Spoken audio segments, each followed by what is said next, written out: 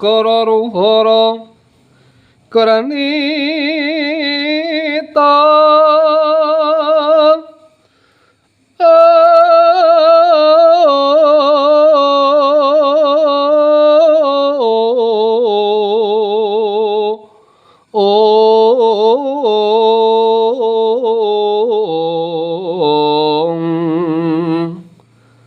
Payo masas musos mawalasan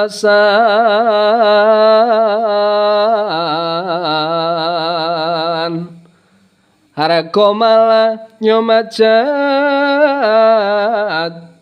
jarang bumi pala madhap maradhi maharapa pinaradhi kengrat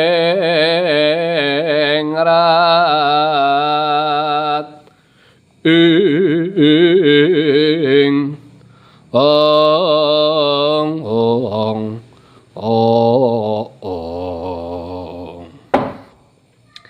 ong wilahe ngawi gena mas tuna sidhem sekaring bawana langgeng tawas padake kaya biswane yugaku kulup Garut Kaca padha kanthi harja kulup yugaku ing Pringgondani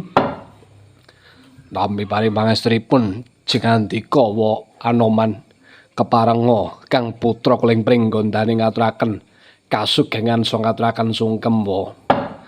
banget atampa ya nggir ora liwat puja-puji pangestunipun wa mara diaki gendisra tampanana Gatot yugaku Garut Kaca dat kapundi sengga ndadosaken arah daging kayuwanan kula woh Anoman muga-muga tentrema apa kang dadi uripmu kulup nggih Kaca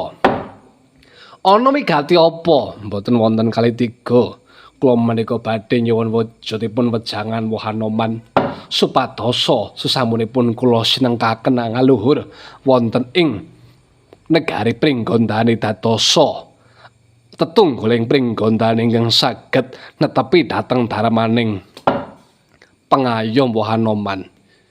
Nek kepengin dadi pengayoming negara kang tata titi tentrem ora ana loro telu siji.